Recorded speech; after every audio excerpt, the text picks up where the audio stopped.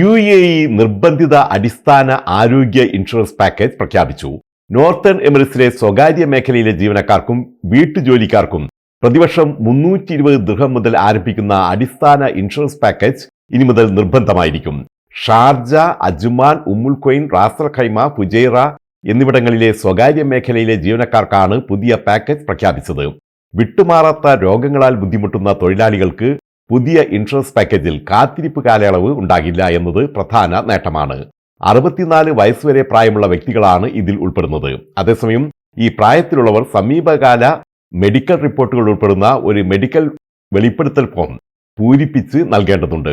വരുന്ന ജനുവരി 1 മുതൽ പുതിയ ആരോഗ്യ ഇൻഷുറൻസ് പദ്ധതി പ്രാബല്യത്തിൽ വരും.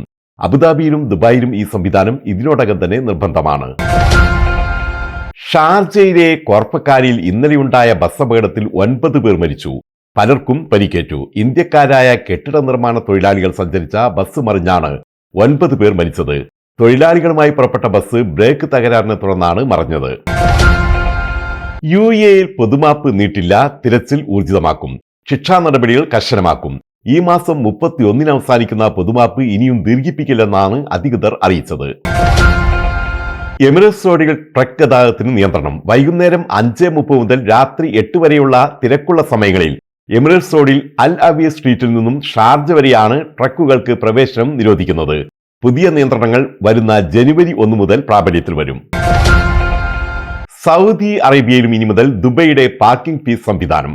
ദുബായ് ആസ്ഥാനമായുള്ള പാർക്കിംഗ് എന്ന കമ്പനിയാണ് അയൽരാജ്യമായ സൗദി അറേബ്യയിലും പണമടച്ചുള്ള പാർക്കിംഗ് സേവനങ്ങൾ നൽകാനുള്ള കരാറിൽ ഒപ്പുവെച്ചത്.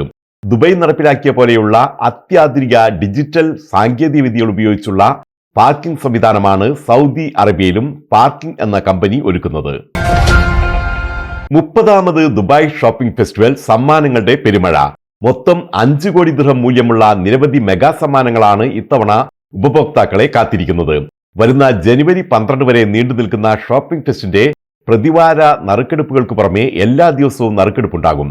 100 ദിർഹം വിലയുള്ള ടിക്കറ്റുകൾ ഇനോക് സർവീസ് സ്റ്റേഷനുകൾ, സൂം സ്റ്റോറുകൾ, ഗ്ലോബൽ വില്ലേജ്, വിവിധ കിയോസ്കുകൾ എന്നിവിടങ്ങളിൽ ലഭ്യമാണ്.